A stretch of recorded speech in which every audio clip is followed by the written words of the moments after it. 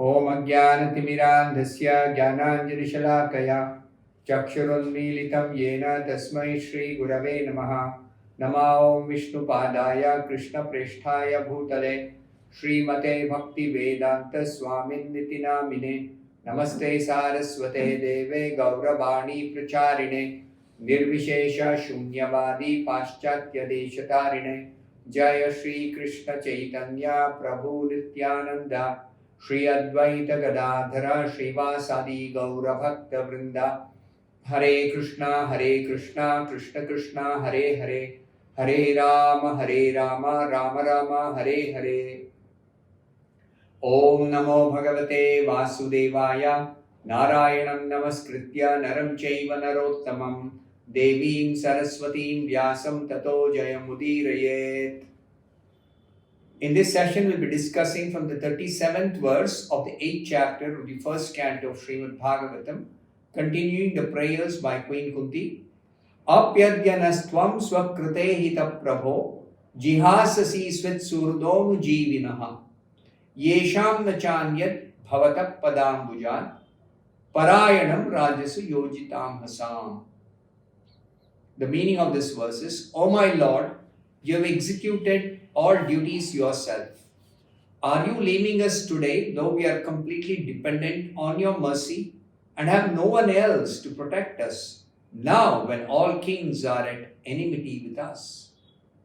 This verse, spoken by Kunti Devi in a prayer to Krishna, is clearly indicating the position of a pure devotee like Kunti Devi on the Supreme Lord Krishna. In essence, what is Kunti Devi telling?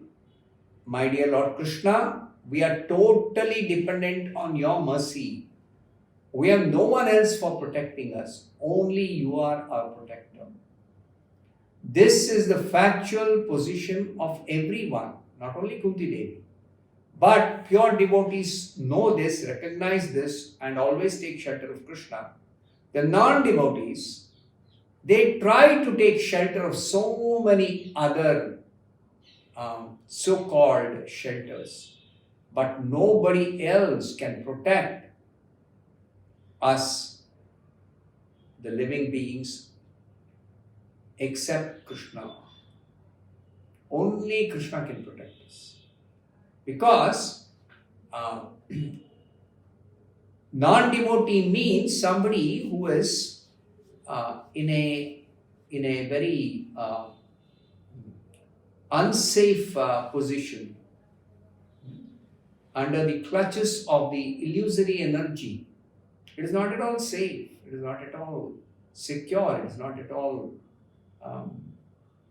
the best shelter. It is not.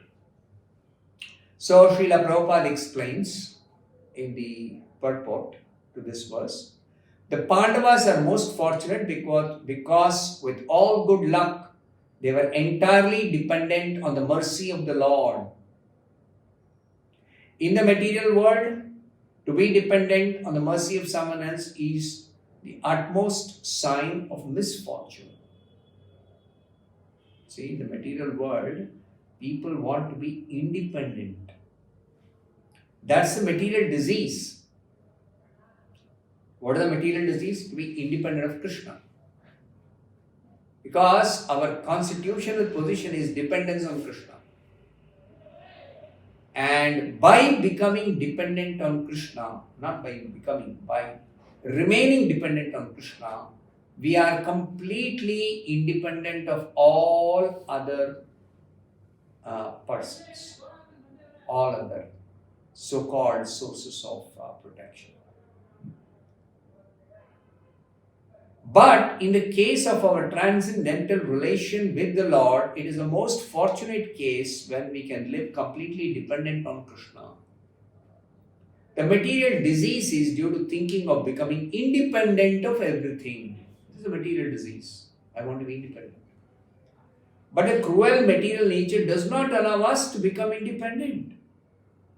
The false attempt to become independent of the stringent laws of nature is known as material advancement of experimental knowledge. Material advancement means We go on trying to secure ourselves whenever we face some danger. And what is the nature of this material existence? Danger in every step. Padam padam yat vipadam. That is material existence. And only a foolish man will think that I can secure myself independently. You cannot. Material nature is going to completely smash all our so-called arrangements. The whole material world is moving on this false attempt at becoming independent of the laws of nature.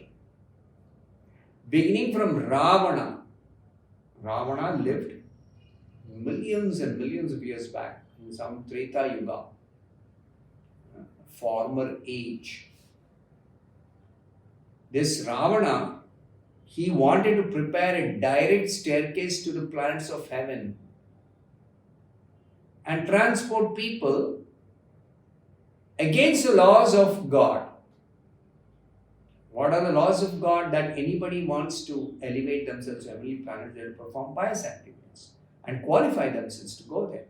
Impious persons cannot force themselves or somehow go there. It's not possible. So Ravana thought, why should people perform pious activities? I will make a staircase to heaven from the earth, and anybody who wants to go, even without performing any austerity, they can go.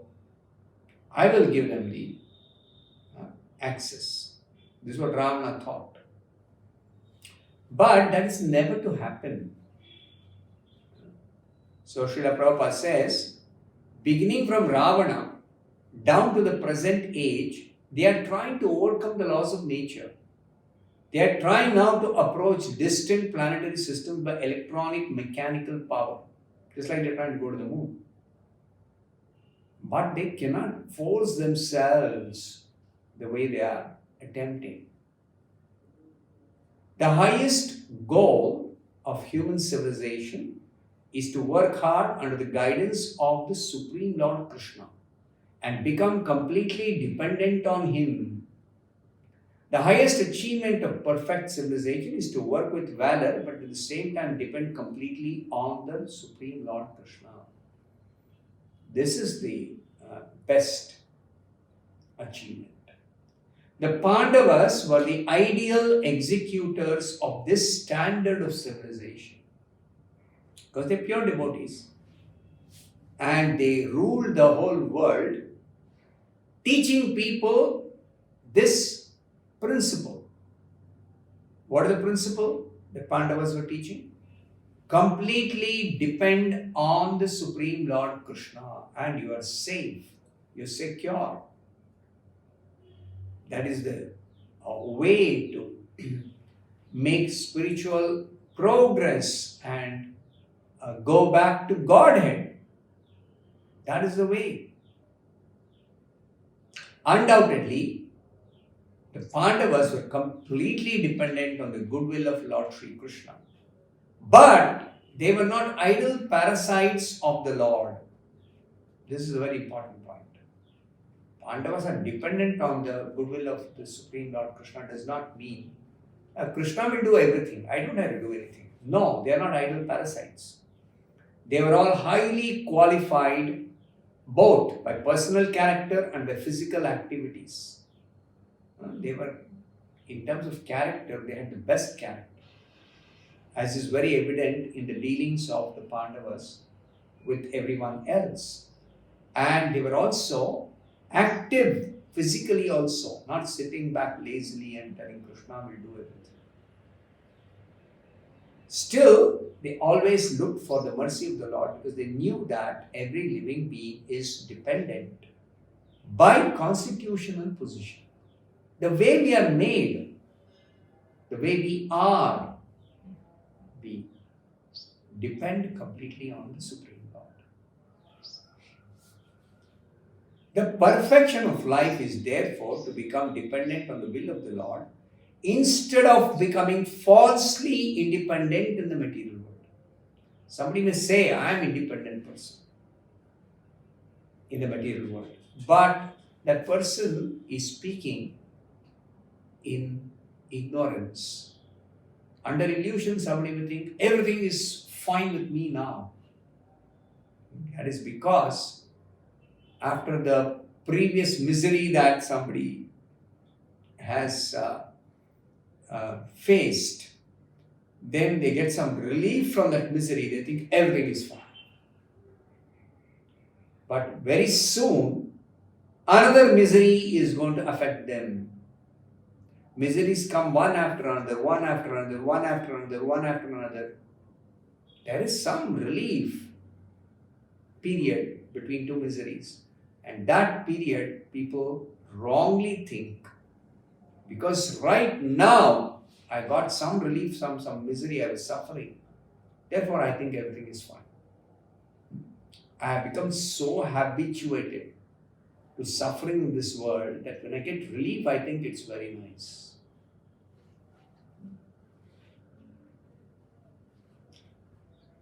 Those who try to become falsely independent of the Lord are called anatha, or without any guardian. Anatha. Whereas those who are completely dependent on the will of the Lord are called sanatha, or those having someone to protect them. Therefore, we must try to be sanatha, so that we can always be protected from the unfavorable condition of material existence. As long as we are here in the material world, we need protection against the onslaught of Maya. And how is that protection to be achieved? By becoming dependent on Krishna through devotional service. By the deluding power of the external material nature, we forget that material condition of life is the most undesirable perplexity. That's the power of Maya. As I said, when there is some relief from some suffering, we think under the influence of illusion, I am very safe, I am protected, or I am fine, I don't require any protection. That's what I think. The Bhagavad Gita, 7th chapter, 19th verse, therefore, directs us that after many births, one fortunate person becomes aware of the fact that Vasudeva or Krishna is all in all, and that the best way of leading one's life is to surrender unto him completely. Bahunam janmanamante jnanavan mam prapadyate. Jnanavan means one who has got mature knowledge, fully enlightened by properly maturing in transcendental knowledge.